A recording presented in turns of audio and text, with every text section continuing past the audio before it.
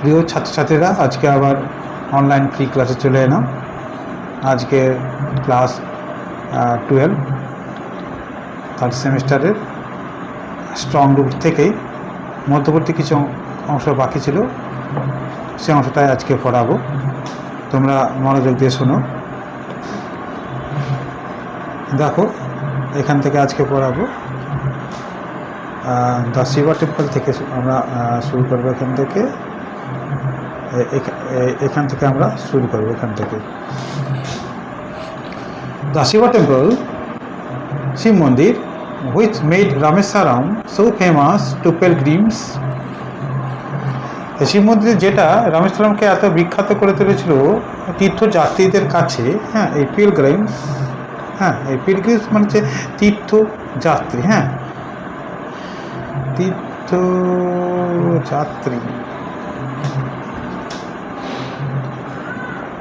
তীর্থযাত্রী। হ্যাঁ,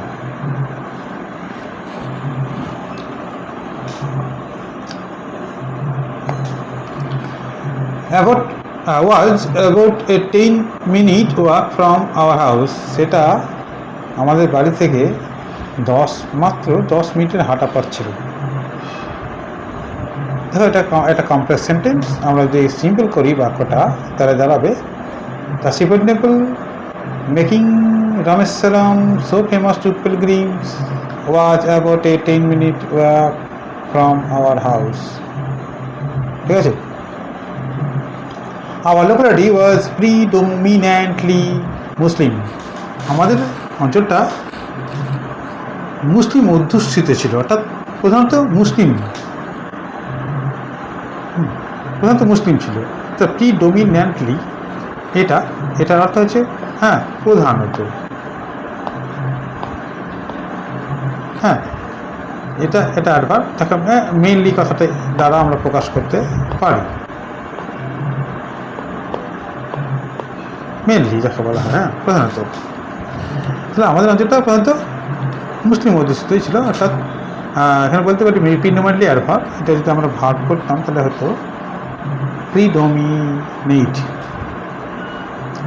but there were quite a lot of Hindu families too. কিন্তু সেখানে বেশ কিছু হিন্দু পরিবারও ছিল, living amicably with their Muslim neighbours, যারা ওই মুসলিম প্রতিবেশীদের সঙ্গে বন্ধুত্বপূর্ণভাবে বাস করত। অ্যামিক্যাবলি, এই অ্যামিক্যাবলি এটার অর্থ বন্ধুত্বপূর্ণভাবে। হ্যাঁ, বন্ধুত্ব, হ্যাঁ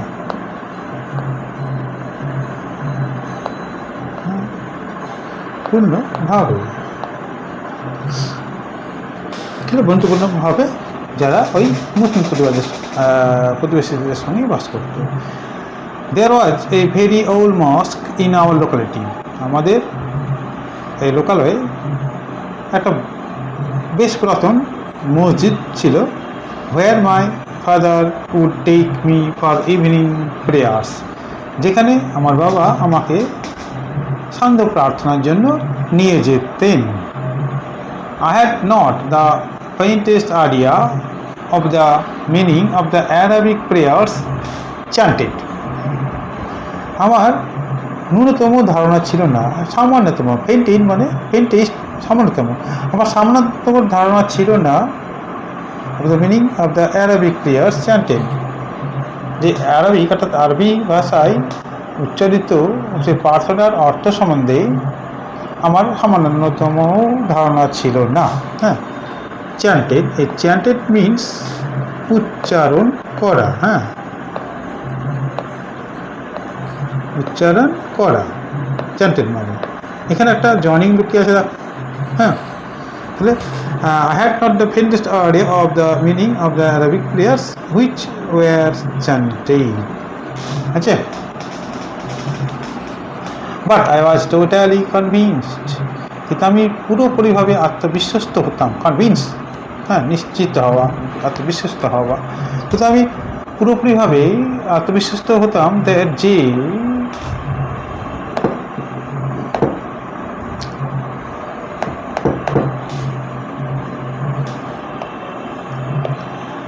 দে রিচড গড, সেগুলো অবশ্যই ঈশ্বরের কাছে পৌঁছচ্ছিল। কোনগুলো? সেই প্রার্থনাগুলো, হ্যাঁ, আরবি ভাষার যে প্রার্থনা সেটা সে প্রার্থনা যেন ঈশ্বরের কাছে পৌঁছতো, এই সম্বন্ধে আমার নিশ্চিত ধারণা ছিল, আমি নিশ্চিত ছিলাম এই ব্যাপারে। When my father came out of the mosque after the prayers, প্রার্থনার পর আমার বাবা যখন মসজিদ থেকে বেরিয়ে আসতেন, পিপল অফ ডিফারেন্ট রিলিজিয়ন্স, ভিন্ন ভিন্ন ধর্মের লোকেরা would be sitting outside, বাইরে বসে থাকত, ওয়েটিং ফর হিম, তার জন্য অপেক্ষা করে। Many of them offered bowls of water to my father, তাদের অনেকেই আমার বাবাকে প্রদান করতেন জলের বাটি, এই বাউলস মিন্স বাটি, হ্যাঁ, জলের বাটি প্রদান করতেন। Who dip his fingertips in them, যিনি কী করতেন, যিনি ফিঙ্গার টিপস অর্থাৎ আঙুলের ডগা ডুবিয়ে দিতেন। ডিপ মানে হ্যাঁ, ডিপ মানে ডোবানো, হ্যাঁ, ডিপ মানে ডোবানো, হ্যাঁ,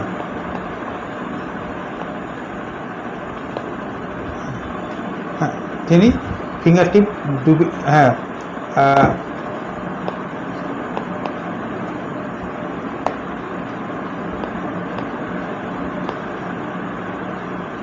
ডোবানো, হ্যাঁ, ডিপ ডুবিয়ে দিতেন তার আঙুল ডগাগুলি, ইন দিম, সেগুলোতে অর্থাৎ বাটির মধ্যে, অ্যান্ড সে এ প্রেয়ার, এবং একটা প্রার্থনা উচ্চারণ করতেন। This water was then carried home for invalids, তারপরে সেই জল বাড়ি নিয়ে যাওয়া হতো ফর ইনভ্যালিডস, অক্ষমদের জন্য। ইনভ্যালিডস মানে অসমর্থ বা অক্ষম, হ্যাঁ, তাদের জন্য বাড়িতে নিয়ে যেতে, অর্থাৎ অসুস্থ, হ্যাঁ, অসুস্থ ব্যক্তি তাদেরকে, হ্যাঁ, বলা যেতে পারে। অক্ষমদের জন্য সেই জলকে বাড়ি নিয়ে যাওয়া হতো তাদের দ্বারা, যারা ওই সব ভিন্ন ভিন্ন লোকেদের ভিন্ন ভিন্ন ধর্মের লোকেদের দ্বারা। I also remember people visiting our home to offer thanks after being cured. আমার আরও মনে আছে, পিপল, সেই সব লোকেরা, ভিজিটিং আওয়ার হোম, আমাদের বাড়ি দর্শন করতে আসতো, ঘুরতে আসতো, to offer thanks after being cured, হ্যাঁ, ধন্যবাদ জ্ঞাপন করার জন্য, আফটার বিং কিওর্ড, সুস্থ হয়ে যাওয়ার পর, আরোগ্য লাভের পর। কিওর মানে আরোগ্য লাভ করা, আরোগ্য লাভের পর। ফাদার অলওয়েজ স্মাইল, বাবা সর্বদাই হাসতেন, তাহলে বাবা সর্বদাই হাসতেন, স্মাইল, অ্যান্ড আস্ক দেম, এবং তাদেরকে বলতেন to thank Allah the merciful, এবং তাদেরকে বলতেন ঈশ্বরকে ধন্যবাদ জানাতে, যিনি করুণাময়ী, the merciful. The high priest of Rameswaram temple, Pakshi Lakshmana Sastry, Rameswaram মন্দিরের প্রধান পুরোহিত, হাই বলতে এখানে প্রধান কথা, প্রধান কথা করা হয়েছে। রামেশ্বরম মন্দিরের প্রধান পুরোহিত পাক্ষী লক্ষ্মণ শাস্ত্রী, অর্থাৎ পক্ষী লক্ষণ শাস্ত্রী, ওয়াজ এ ভেরি ক্লোজ হবে, এটা ক্লোজ করা আছে, হ্যাঁ, close friend of my father's, ছিলেন আমার বাবার একজন অন্তরঙ্গ বন্ধু। One of the most vivid memories of my early childhood is of the two men. আমার শিশুবেলাকার প্রাণবন্ত বা সুস্পষ্ট স্মৃতিগুলির মধ্যে একটি হলো অফ দ্য টু মেন, এই দুটো লোক সম্বন্ধে। ইচ ইন ট্র্যাডিশনাল অ্যাটায়ার, যারা চিরাচরি পোশাক পরিহিত হয়ে, হ্যাঁ, অ্যাটায়ার মানে পোশাক, হ্যাঁ,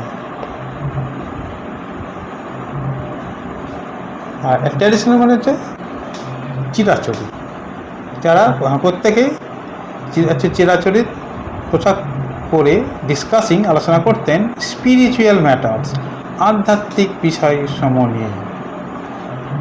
When I was old enough to ask questions, যখন আমার যথেষ্ট বয়স হলো প্রশ্ন জিজ্ঞাসা করার মতো, I asked my father about the relevance of prayer. আমি জিজ্ঞাসা করলাম আমার বাবাকে প্রার্থনার প্রাসঙ্গিকতা সম্বন্ধে। রিলেভেন্স মানে প্রাসঙ্গিকতা। মাই ফাদার টোল মি, আমার বাবা আমাকে বললেন, there was nothing mysterious about prayer, যে এই প্রার্থনার মধ্যে রহস্যজনক এমন কিছু নেই। রাদার বরং prayer made possible A communion of the spirit between people, বরং প্রার্থনা সম্ভব করে তোলে মানুষের আত্মার মিলনকে, সংযোগকে। আচ্ছা, মানুষের যে আত্মা বা মনের মিলনকে, অর্থাৎ আত্মার মিলনকে এখানে কি সম্ভব করে তোলে এই প্রার্থনা। When you pray, he said, তিনি বললেন, হোয়েন ইউ প্রে, তখন তুমি প্রার্থনা করবে, ইউ ট্রান্সেন্ড ইউর বডি, তখন তুমি তোমার দেহটাকে অতিক্রম করে যাবে। ট্রান্সেন্ড মানে ছাড়িয়ে যাওয়া, অতিক্রম করে যাওয়া, গো বিয়ন্ড যাকে বলছে। হ্যাঁ, তুমি তোমার দেহকে ছাড়িয়ে যাবে, অ্যান্ড বিকাম এই পার্ট অফ দ্য কসমস, এবং সেই বিশ্ব ব্রহ্মাণ্ডের অংশ হয়ে যাবে। কসমস মানে অর্থাৎ বিশ্ব ব্রহ্মাণ্ড। হ্যাঁ, বিশ্ব, মহাবিশ্ব বলতে পারি, এখানে মহাবিশ্ব বললে ভালো হয় চলছে। হ্যাঁ, অর্থাৎ মহাবিশ্ব,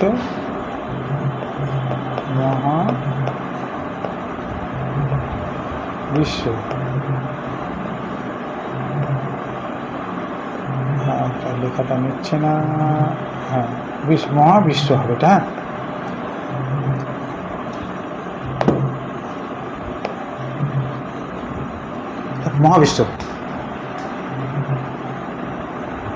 মহাবিশ্বের অংশ হয়ে যাবে। which knows no division of wealth, age, caste and or creed, যেটা জানে না, কি জানে না,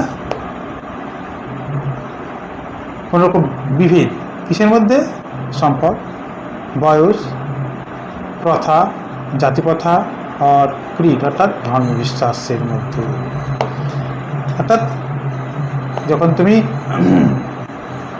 প্রার্থনা করবে তখন তুমি তোমার দেহকে ছাড়িয়ে চলে যাবে, আর অংশ হয়ে যাবে সেই মহাবিশ্বে, যে মহাবিশ্ব জানে না কোনো রকম বিভেদ বিভাজন, সে সম্পদ, বয়স, জাতি এবং ধর্মবিশ্বাসের মধ্যে। এই ক্রিড মিনিংটা একটু জানা দরকার তোমাদের। এই ক্রিড মানে ধর্ম বিশ্বাস। হ্যাঁ,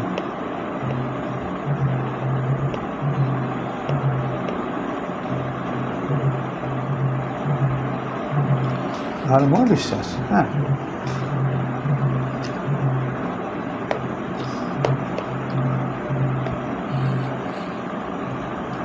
my father could convey complex spiritual concepts in very down to earth Tamil.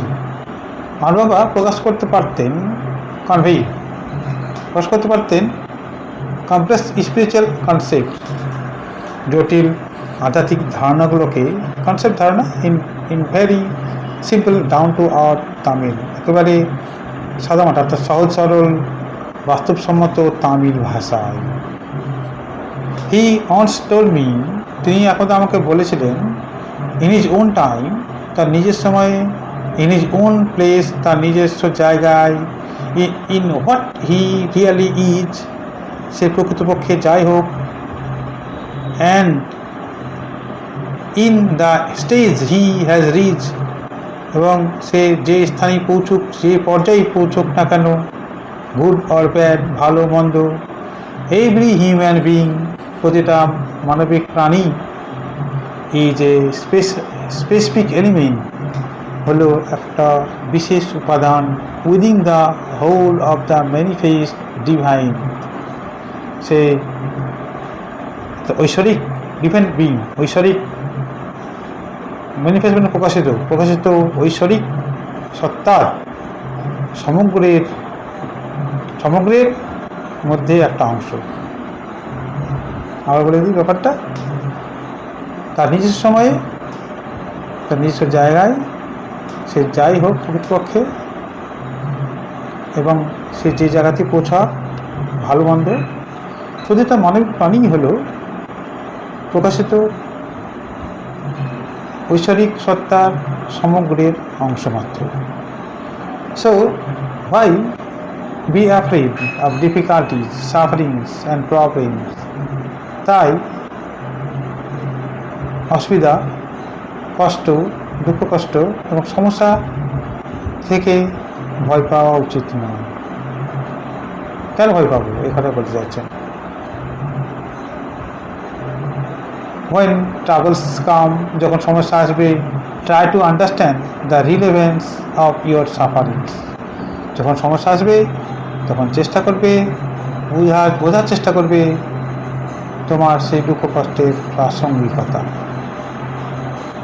Adversity always presents opportunities for introspection. প্রতিকূলতা, প্রতিকূলতা, এই অ্যাডভার্সিটি মানে প্রতিকূলতা, ফলে সর্বদাই প্রেজেন্ট উপস্থাপন করে অপরচুনিটিজ, সুযোগ ফর ইন্ট্রোস্পেকশন। ইন্ট্রোস্পেকশন মানে আত্মসমীক্ষা।